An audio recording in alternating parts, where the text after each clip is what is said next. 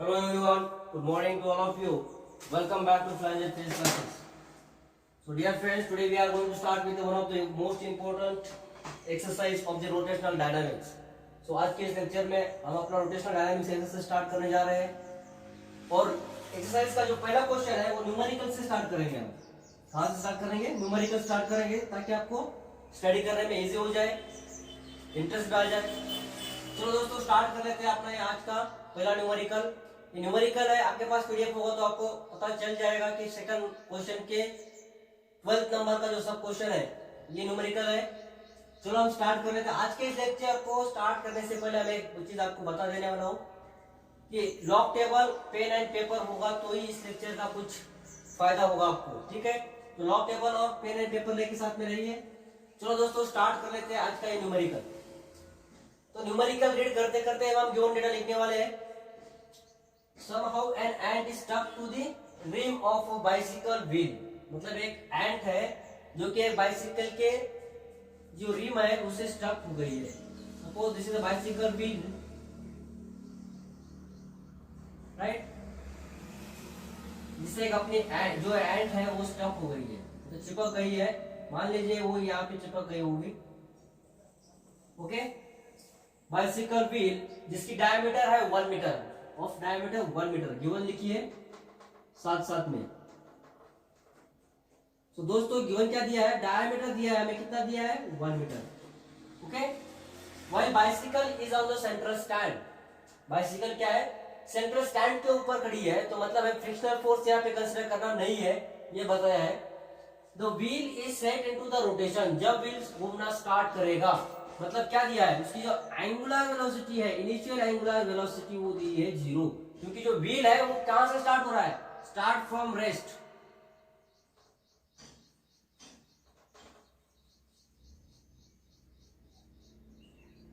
जब भी दोस्तों कोई भी चीज अगर रेस्ट से स्टार्ट होती है तो उसकी एंगुलर वेलोसिटी मतलब स्टार्टिंग जो वेलोसिटी होती है वो 0 होती है, ठीक है? ये बात आपको ध्यान रखनी है। तो आगे क्या देखा है? Wheel is set into rotation, it attains the frequency of 2 revolution per second in 10 second. मतलब जब time t is equal to 10 second होगा, जब time t is equal to 10 second होगा उस टाइम उसकी जो फ्रीक्वेंसी दी है वो कितनी दी है? 2 रिवॉल्यूशन पर सेकंड। समझ रहेगा? देखो ये गिवन डेटा आपको अच्छी तरह से समझना है। जब time t is equal to 10 second होगा तब इसकी फ्रीक्वेंसी कितनी है? 2 revolution per second, right? With uniform angular acceleration, ये बहुत इंपॉर्टेंट है, इसे हाईलाइट करके रखो। विथ यूनिफॉर्म एंगुलर एक्सेलरेशन मतलब क्या दिया है हमें? यहाँ पे अल्फा दिया है। अल्फा क्या दिया है? यूनिफॉर्म एंगुलर एक्सेलरेशन मतलब alpha is constant through out the motion, okay? ये इतना हमें गिवन दिया है। Calculate the number of revolution completed by an ant in 10 second. हमें क्या फाइंड करना है? 10 सेकंड में जो एंट है कितने रिवॉल्यूशन कंप्लीट करेगी, ये हमें फाइंड करना है। और क्या फाइंड करना है? Time taken by it for first complete revolution and the last complete revolution. मतलब फर्स्ट कंप्लीट रिवॉल्यूशन करने के लिए जो एंड को समय लगता है वो फाइंड करना है, और लास्ट रिवॉल्यूशन कंप्लीट करने के लिए जो टाइम लगेगा वो टाइम हमें कैलकुलेट करना है, राइट? तो दोस्तों सबसे पहले हम क्या करेंगे? अपना पहला क्वेश्चन सॉल्व कर लेते हैं। The number of revolution completed by an end in 10 second, मतलब एंड अपने 10 सेकंड में कितने रिवॉल्यूशन कंप्लीट करते हैं ये हम सबसे पहले फाइंड करेंगे। थोड़ा क्वेश्चन को थोड़ा सोचिए कि अगर नंबर ऑफ रिवॉल्यूशन फाइंड करना है तो हमें एक बात याद रखनी है दोस्तों, आपको हमेशा के लिए अगर नंबर ऑफ रिवॉल्यूशन आपको कहीं क्वेश्चन में पूछा गया तो आपको एक बात क्लियरली याद आना चाहिए। अगर नंबर ऑफ रिवॉल्यूशन फाइंड करना है तो हमें एक बात फाइंड करना पड़ेगा, एंगुलर डिस्प्लेसमेंट पता होना जरूरी है, right? Angular displacement, okay? Angular displacement पता होना जरूरी है। मैं की पॉइंट बता रहा हूं, ये आपको याद रहना चाहिए। अगर आपको पूछा गया कि नंबर ऑफ रिवॉल्यूशन फाइंड कर रहा है तो उस केस में आपको एंगुलर डिस्प्लेसमेंट पता होना ही चाहिए, राइट? एक बार एंगुलर डिस्प्लेसमेंट पता हो गया आप इजीली उस नंबर ऑफ रिवॉल्यूशन फाइंड कर सकते हैं। तो किसी तरह से हमें एंगुलर डिस्प्लेसमेंट फाइंड करना पड़ेगा। तो कैसे फाइंड करेंगे? गिवन डेटा में एंगुलर डिस्प्लेसमेंट दिया है क्या? देखो गिवन डेटा में डायमीटर दिया है, नहीं दिया है। एंगुलर डिस्प्लेसमेंट तो कहीं दिख नहीं रहा है, ठीक है? तो एंगुलर डिस्प्लेसमेंट अगर दिया होगा तो सिंपली एंगुलर डिस्प्लेसमेंट को 2 पाई से डिवाइड कर दीजिए, आपको नंबर ऑफ रिवॉल्यूशन मिल जाएगा आपको, ओके? तो चलो स्टार्ट कर लेते हैं अपना पहला question. Number of revolution completed by an ant in 10 second, okay? I will rub this diagram.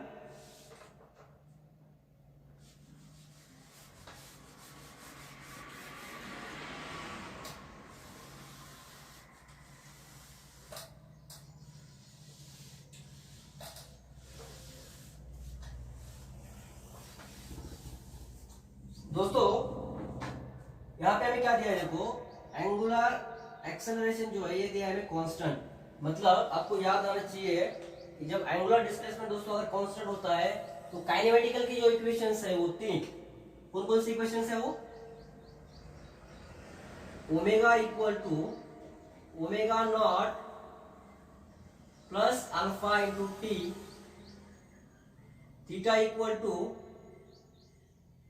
Omega naught T plus half alpha T square. Last equation is omega square equal to omega naught square plus twice alpha into theta.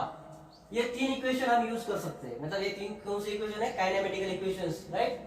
तो ये तीन equation use करके हमें क्या find करना है, angular displacement find करना पड़ेगा। क्योंकि हमें क्या फाइंड करना है, नंबर ऑफ रिवॉल्यूशंस फाइंड करना है। नंबर ऑफ रिवॉल्यूशंस फाइंड करना है मतलब क्या, सबसे पहले हमें एंगुलर डिस्प्लेसमेंट पता होना जरूरी है। तो एंगुलर डिस्प्लेसमेंट हम कैसे फाइंड करेंगे, देखो ये है अपनी रिम जिसकी डायमीटर हमें दी हुई है, और मान लीजिए कि ये जो अपनी एंड है यहाँ चिपक गई है, राइट। तो हमें किसी तरह से एंगुलर डिस्प्लेसमेंट फाइंड करना है। तो किस कैसे फाइंड करेंगे, देखो हमें क्या क्या पता है, सबसे पहले हम देखेंगे। हमें ओमेगा नॉट पता है, हाँ पता है। ओमेगा पता है क्या, देखो ओमेगा पता नहीं है, लेकिन दोस्तों हम ओमेगा को फाइंड कर सकते हैं। कैसे फाइंड करेंगे, देखो at time t equal to 10 second हमें फ्रीक्वेंसी पता है 2 revolution per second. Okay, same at time t equal to 10 second 10 second के बाद फाइनल एंगुलर वेलोसिटी क्या होगी, 2 pi n which is equal to 2 pi into n कितना है 2, so which is equal to 4 pi rad per second. ये हो गई अपनी फाइनल एंगुलर वेलोसिटी। मतलब एट जब time t is equal to 10 second होगा उस टाइम फाइनल एंगुलर वेलोसिटी कितनी होगी, 4 पाई। ओके, हमें क्या पता है, ओमेगा पता है, ओमेगा नॉट पता है, और हमें फाइंड क्या करना है, फाइंड करना है हमें एंगुलर डिस्प्लेसमेंट, थीटा फाइंड करना है। थीटा कहाँ है, यही है, यहाँ पर है, यहाँ पर है। मतलब सेकंड और थर्ड इक्वेशन में थीटा दिया हुआ है, राइट। और सबसे पहले हम क्या करेंगे, थर्ड वाला इक्वेशन देखेंगे। ओमेगा पता है, ओमेगा नॉट पता है, अल्फा हमें पता नहीं है, और थीटा ही पता नहीं है। मतलब हम ये इक्वेशन यूज नहीं कर सकते, ठीक है। सेकंड वाला देखो, हमें ये पता है क्या, नहीं, ये फाइंड करना है। ये हमें पता है, ये पता है, ये पता नहीं है, ये पता है। मतलब ये यहाँ पे ये भी अननोन है और ये भी अननोन है। मतलब यहाँ पे 2 अननोन्स है। तीसरा इक्वेशन देखो, ये पता है, ये पता है, ये पता है, ये फाइंड कर सकते हैं हम। मतलब हम क्या करेंगे, इक्वेशन फर्स्ट से अल्फा का वैल्यू फाइंड करेंगे। इक्वेशन नंबर फर्स्ट से क्या करेंगे, हम अल्फा का वैल्यू फाइंड करेंगे, और ये अल्फा का वैल्यू ये इक्वेशन में पुट करेंगे, लास्ट इक्वेशन पुट करेंगे, और इस इक्वेशन से हम क्या करेंगे, थीटा का वैल्यू फाइंड करेंगे, राइट। एक बार हमें थीटा का वैल्यू मिल गया तो हम easily number of revolution find कर सकते हैं। ठीक है दोस्तों, समझ में आ गया हम क्या करने वाले हैं। सबसे पहले हम अल्फा का वैल्यू फाइंड करना पड़ेगा। अल्फा का वैल्यू फाइंड करने के बाद ये अल्फा का वैल्यू इक्वेशन थर्ड में पुट करिए। इक्वेशन थर्ड में पुट करने के बाद आपको थीटा का वैल्यू मिल जाएगा।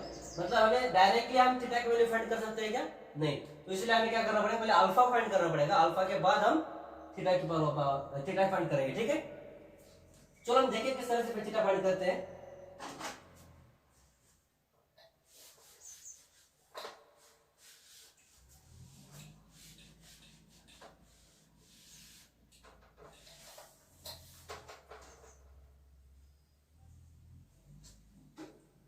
यहाँ हो गया, ये इतना हो गया क्या। मैं क्या करता हूँ, आपने जो गिवन दिया हुआ है एक साइड में लिख लेता हूँ ताकि आपको थोड़ा सा स्पेस भी मिले सॉल्व करने के लिए। जो गिवन दिया है ये इस कोने में लिख देते हैं। क्या क्या दिया है, सबसे पहले हमें डायमीटर दिया हुआ है 1 मीटर, राइट। ओमेगा नॉट पता है 0, ओमेगा पता है 4 पाई, अभी अभी कैलकुलेट किया है, राइट। और क्या पता है, time t is equal to 10 second. उस टाइम में फ्रीक्वेंसी कितनी दी है, 2 revolution per second. Similarly time T is equal to omega तो होगा इतना। और क्या दिया है, अल्फा कांस्टेंट है, अल्फा क्या है, कांस्टेंट दिया हुआ है। ओके, और कुछ निकाला क्या, राइट, इतना हमें गिवन दिया हुआ है। ठीक है, तो चलो दोस्तों हम क्या कर लेते हैं, आगे वाला क्वेश्चन कैसे सॉल्व करेंगे। तो हमें क्या फाइंड करना है, हमें फाइंड करना है थीटा की वैल्यू। इसी तरह से हमें अगर थीटा मिल गया तो हम इजीली अपना फाइंड क्या कर सकते हैं, नंबर ऑफ रिवॉल्यूशन। जब भी पूछा जाएगा नंबर ऑफ रिवॉल्यूशन तो उस टाइम में याद रखना है कि अगर सीईटी हो या जेडबल हो। चलो देख लेते हैं। By using equation number first, omega equal to omega naught plus alpha into T. लेकिन दोस्तों याद रखिए इसमें क्या लिखा है, हम यहाँ पे एंगुलर एक्सेलरेशन का जो वैल्यू है, अल्फा का जो वैल्यू है, ये प्लस लेंगे या माइनस, ये हमें यहाँ पे डिसाइड करना पड़ेगा। मैंने आपको लास्ट टाइम भी बताया था जब एक न्यूमेरिकल सॉल्व किया था हमने, I think equation lecture number 3rd या 4th में। तो अल्फा का वैल्यू प्लस कब लेंगे और माइनस कब लेंगे। एक बात पक्का याद रखो दोस्तों, जब स्पीड बढ़ रही है, अगर स्पीड बढ़ रही है तब अल्फा का वैल्यू क्या लेंगे, प्लस लेंगे। और जब स्पीड कम होती है तब अल्फा का वैल्यू हम क्या लेंगे, अल्फा इज टेक पॉजिटिव अगर स्पीड बढ़ रही है तो, राइट। ये speed is increasing and alpha will take negative, ये स्पीड इज डिक्रीजिंग। अगर स्पीड कम हो रही है तो नेगेटिव लेना है, बढ़ रही है तो प्लस लेना है। ठीक है, तो इधर देखो, यहाँ पे 0 से स्टार्ट हो रही है, ओमेगा 4 मतलब स्पीड बढ़ रही है, तो इस केस में हम क्या करेंगे, अल्फा का वैल्यू प्लस लेंगे। ओके, यही पे डिसाइड करना है भी अल्फा प्लस लेना है या माइनस लेना है। ओके, अगर वैल्यू बढ़ रही है तो क्या करेंगे, प्लस लेंगे, अगर कम हो रही है तो क्या करेंगे, माइनस लेंगे। ठीक है, तो ये क्या हो रहा है, बढ़ रही है तो मैं क्या करूंगा, प्लस ले लूंगा। ठीक है, एज इट इज हम प्लस ले लेंगे।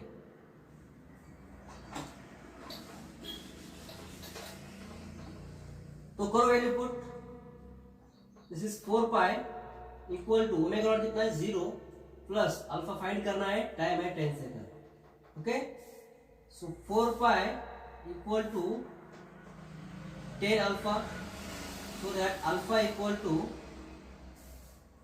4 pi by 10 rad per second square। Okay, ये आंसर आ गया, तो यहाँ पुट कर दीजिए। ये अल्फा का वैल्यू कितना मिल गया, 4 पाई divided by 10 rad per second square। यहां तक लिख लो। ये समझ गए क्या कैसे फाइंड किया हमने, कुछ नहीं किया है, खाली काइनेमेटिक का फर्स्ट इक्वेशन यूज किया है, यूज करके वैल्यू पुट करके अल्फा का वैल्यू यहाँ पे फाइंड किया है। और ये जो अल्फा का वैल्यू है ये थ्रू आउट द मोशन क्या होगा, कांस्टेंट होगा। दोस्तों याद रखना है, through out the motion constant होगा, मतलब क्या है कि ये अल्फा का वैल्यू हम कहीं पे भी यूज कर सकते हैं, ये एक फॉर न्यूमेरिकल में। ठीक है, कांस्टेंट वैल्यू है, होगा यहाँ तक। अब हम क्या, मैं क्या करूंगा, इसको रख करूंगा। अब हम फाइंड करेंगे वैल्यू दोस्तों थीटा का वैल्यू। अब ये अल्फा का वैल्यू इक्वेशन नंबर 3 में पुट करेंगे और हम क्या थीटा का वैल्यू फाइंड करेंगे। चलो कैसे देखते हैं। Omega square equal to omega naught square plus twice alpha into theta. Omega का वैल्यू कितना है, 4 पाई स्क्वायर, ओमेगा का वैल्यू 0 है, ओमेगा नॉट 2 इंटू अल्फा हमें कितना दिया है, 4 पाई अपॉन 10, ये हमने अभी फाइंड किया है, और फाइंड करना है हमें थीटा का वैल्यू, राइट।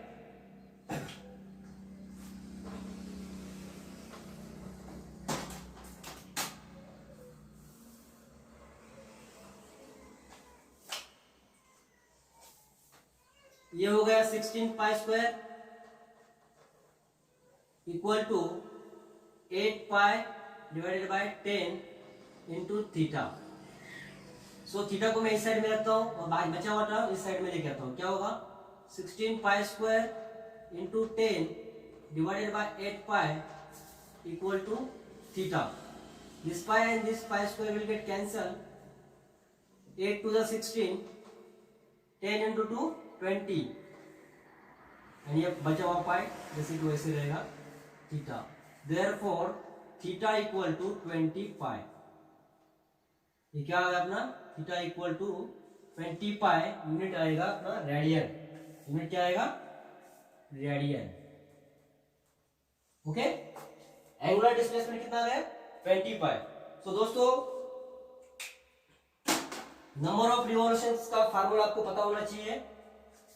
क्या है formula? Number of revolutions,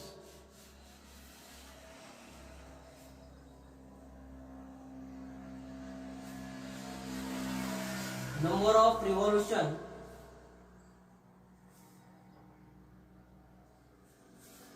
equal to angular displacement theta upon 2 pi. Okay, ये नंबर ऑफ रिवॉल्यूशंस का फार्मूला आपको याद रखना है। नहीं है तो इसको एक बार लिख के लीजिए साइड में। Number of revolutions equal to theta upon 2 pi. तो थीटा का वैल्यू कितना है 20 pi. So 20 pi divided by 2 pi, right. So क्या है फाइनली क्या आ जाएगा? This pi will get cancelled. 2 10 the 20. So number of revolution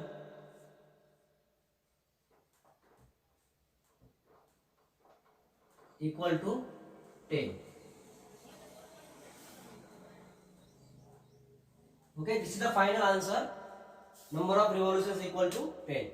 क्या किया हमने? कुछ नहीं है, बहुत सिंपल है। सबसे पहले हमने क्या किया?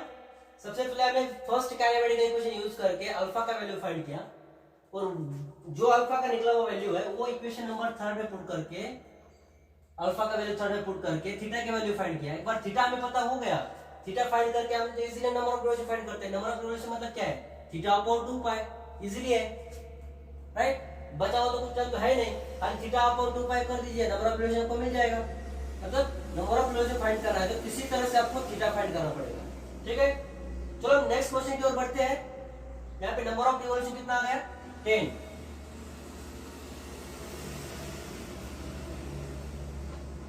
Number of revolution equal to 10 आ गया। ओके, चलो नेक्स्ट क्वेश्चन की ओर बढ़ते हैं। क्या है next question? Time taken by it for first complete revolution and the last complete revolution.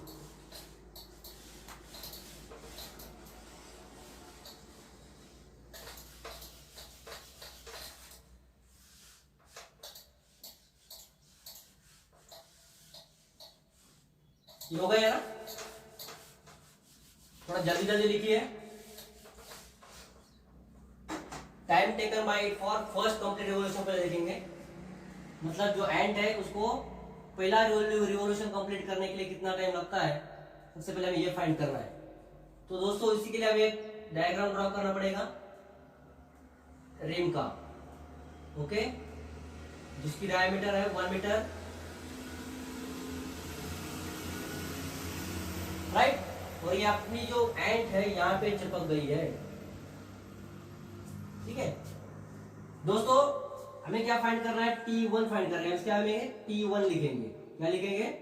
T1 find करना है। T तो हमने पहले केस में लिया हुआ है, ठीक है, तो कंफ्यूज ना हो इसलिए मैंने T1 लिया है।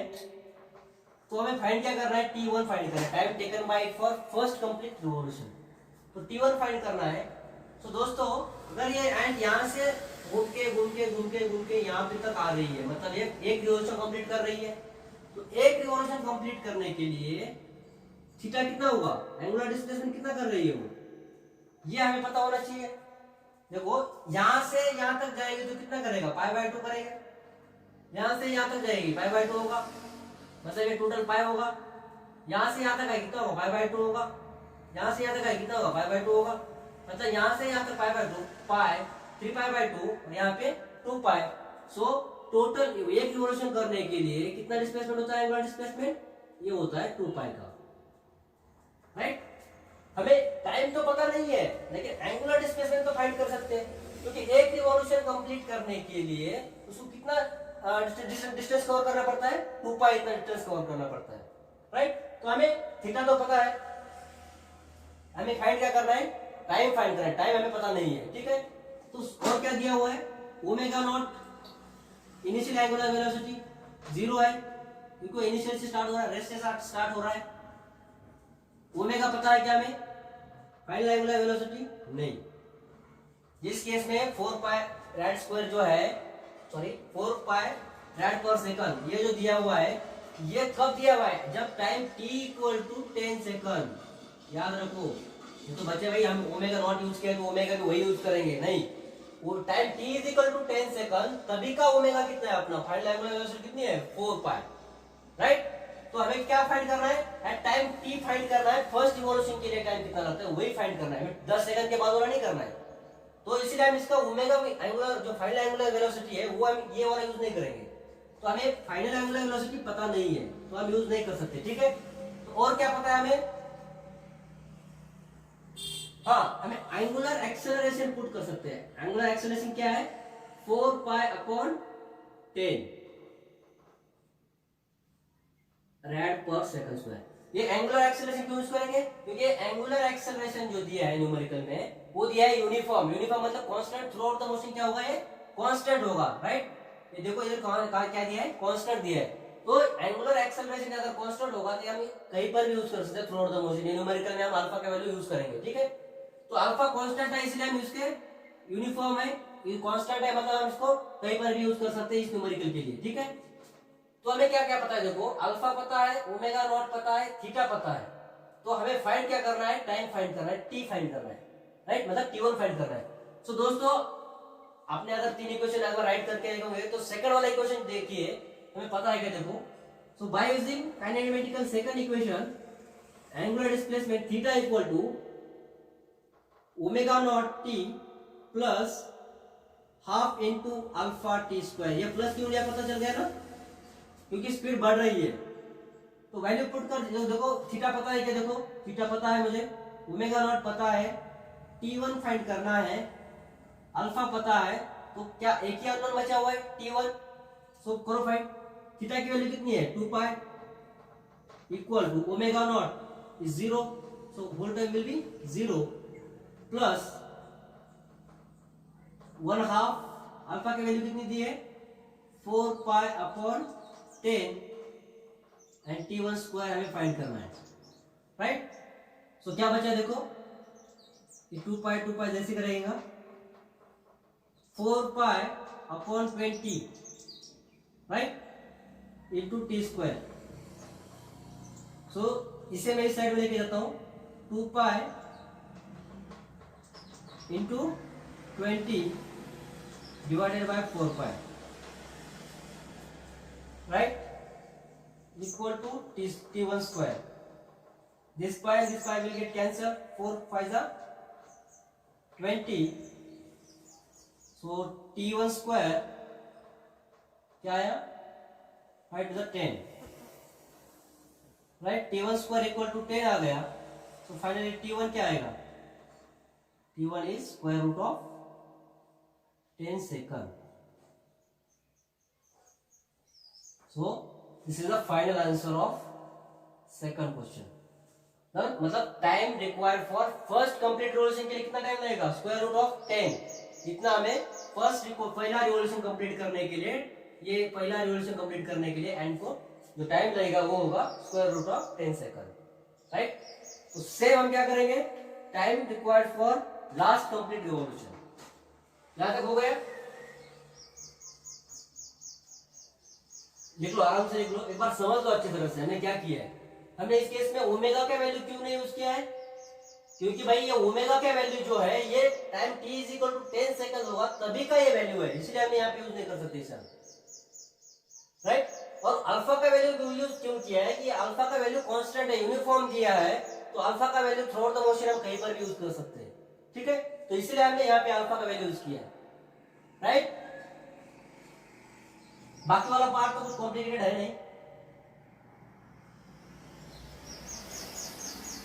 चलो हो गया।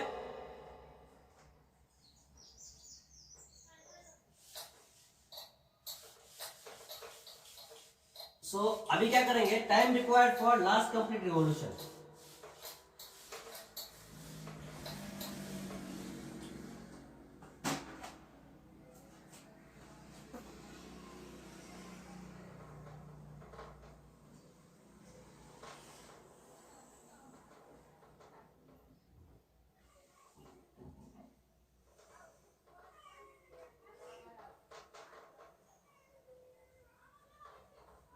Time required for last complete revolution, जिसे हम बोलेंगे T2 equal to how much. हमें क्या फाइंड करना है? T2 फाइंड करना है। ओके, तो T2 फाइंड करने के लिए दोस्तों सबसे पहले बहुत इजी है ये T2 फाइंड करना बहुत इजी है। हमें क्या पता है? Number of revolution, sorry, time required for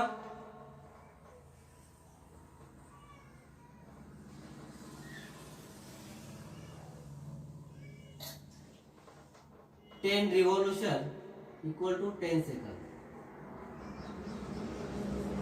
इसीलिए हमने अभी फाइंड किया था नंबर ऑफ रिवॉल्यूशन के लिए।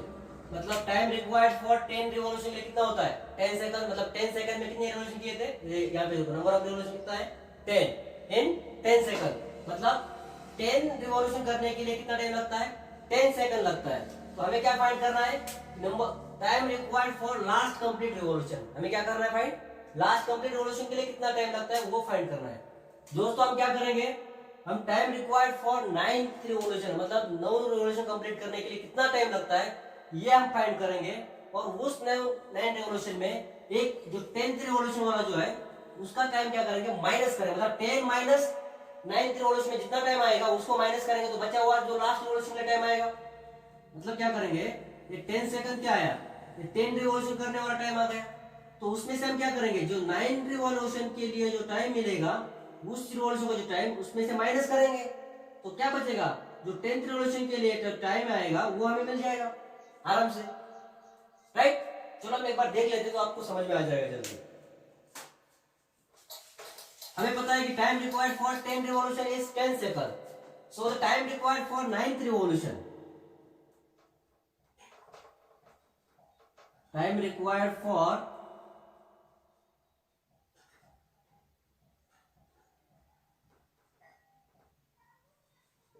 9 रिवॉल्यूशन इक्वल टू, हमें फाइंड करना है क्या?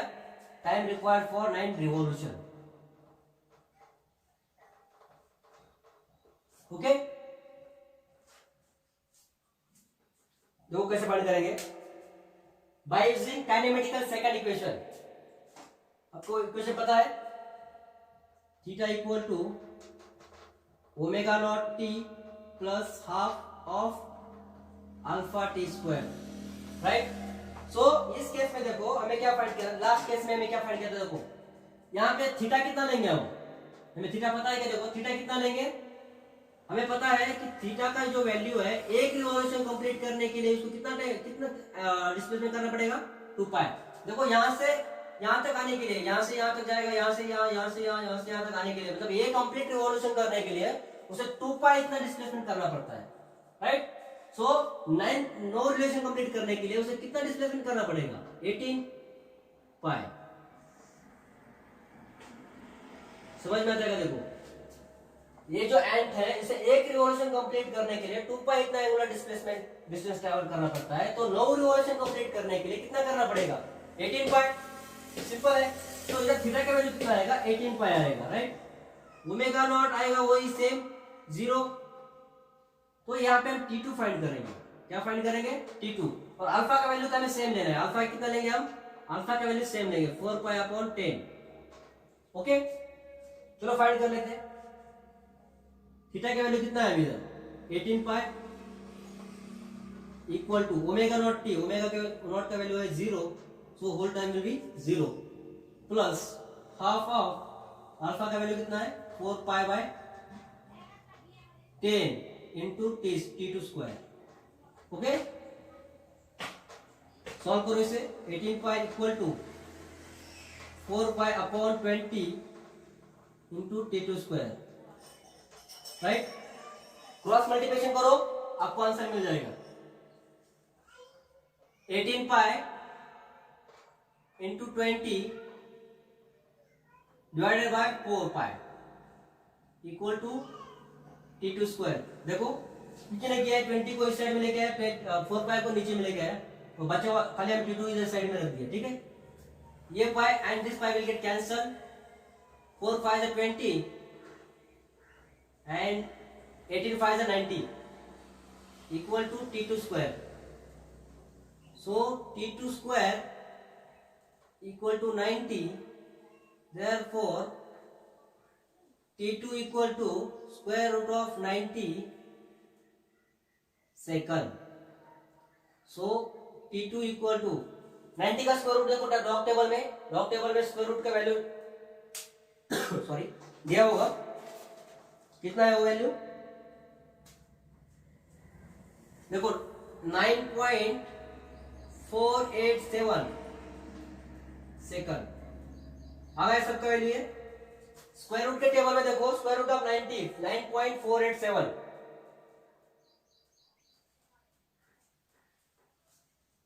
Okay, so this is the time required for 9th revolution, मतलब 9 रिवॉल्यूशन कंप्लीट करने के लिए टाइम कितना लगेगा 9.487 इतना टाइम लगेगा।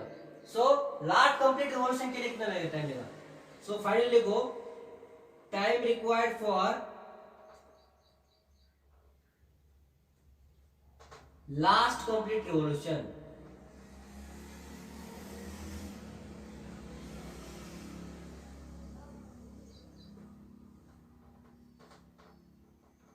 इक्वल टू कितना लगेगा, time required for 10 complete revolution 10 second minus 9.487 second, मतलब टाइम रिक्वायर्ड फॉर 10 रिवॉल्यूशन के लिए कितना लगता है, time required for 10 revolution is 10 second, right, मतलब ये 10 सेकंड यहाँ लिया।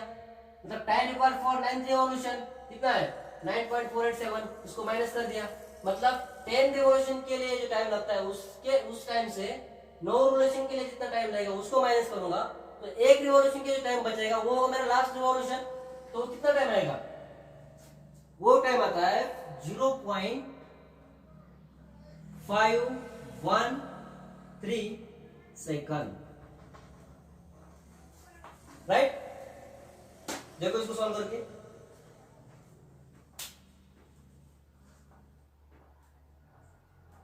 all of you get this answer. So this is how the numerical will be solved. इसे रटने की कोई जरूरत नहीं है, खाली थोड़ा कॉन्सेप्ट को याद रखना है और सभी न्यूमेरिकल ऐसे ही है, ज्यादा कुछ टफ नहीं है। तो इस तरह से न्यूमेरिकल सॉल्व करना है। अगले लेक्चर में हम ऐसे क्वेश्चन लेके आएंगे, तब तक के लिए थैंक यू।